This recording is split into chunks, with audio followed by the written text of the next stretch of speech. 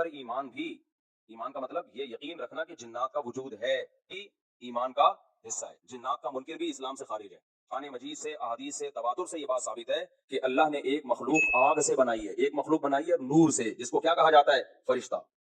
اردو میں، فارسی میں فرشتہ، انگلش میں اینجل، اور عربی میں ملک۔ عربی میں کیا کہتے ہیں؟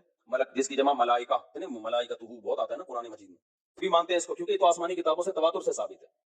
تو اب یہ فرشتہ چونکہ مادی مخلوق نہیں ہے تو ہمیں وہ مخلوق نظر نہیں آتی۔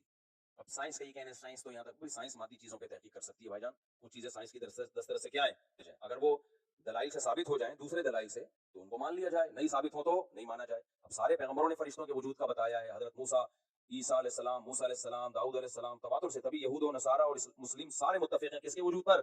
فرشتوں کے۔ اسی طرح اللہ نے ایک مخلوق کو آگ سے بنایا، اس کو کیا کہا جاتا ہے؟ جن۔ انسانوں سے چھپی ہوئی ہے اس لیے اس کو کیا کہا جاتا ہے؟ جن۔ چھپی ہوئی چیز کو کہتے ہیں۔ مجنون کسے کہتے ہیں؟ جس کی عقل چھپی ہوئی ہو، پردہ پڑ گیا ہو، دیوانہ ہو گیا ہو۔ جنین اس بچے کو کہتے ہیں جو ماں کے پیٹ میں ہو، وہ بھی چھپا ہوا ہوتا ہے نا۔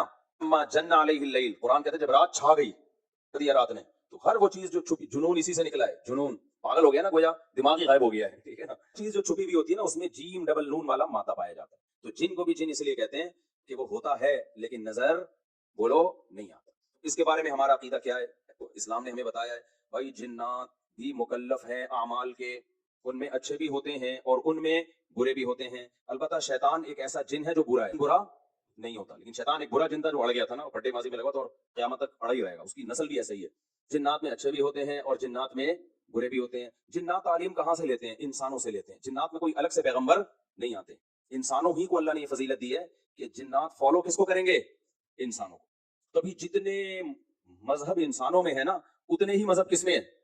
جن اگر میرا بیان سنتے ہیں تو 20 رکعت تراویح کے قائل ہو جاتے ہیں، کسی اہل حدیث کا بیان سنیں گے تو 8 کے قائل ہو جاتے ہیں، جہلم والی سرکار کا بیان سنیں گے تو جنوں کی بیویاں عدالت سے جا کے ان کی عدالتوں سے خلا لے رہی ہوتی ہیں کہ وہ شوہر جن شوہر دینے پر راضی نہیں ہوتا۔ وہ سارے جھگڑے جو انسانوں میں ہے نا، جن میں ہو سکتا ہے کوئی 4 شادیاں کرتے ہوں جو میرا بیان سنتے ہو اور پٹ بھی رہے ہوں جنیوں سے، چڑیلوں سے، اور جن میں ایسے بھی ہوں گے جو ایک کے قائل ہوں گے۔ تو جتنے، مجھے نہیں پتا جنات کو 4 کی اجازت ہے کہ ایک ہی ہے، یہ کچھ مسائل ہو سکتے ہیں جنات کے ہم سے ڈیفرنٹ ہوں، لیکن بہرحال تو حدیث سے ہمیں یہ پتا چلتا ہے بھائی ایک مخلوق ہے جسے کیا کہا جاتا ہے؟ جن کہا جاتا ہے، وہ ہے، اس کا وجود ہے، اور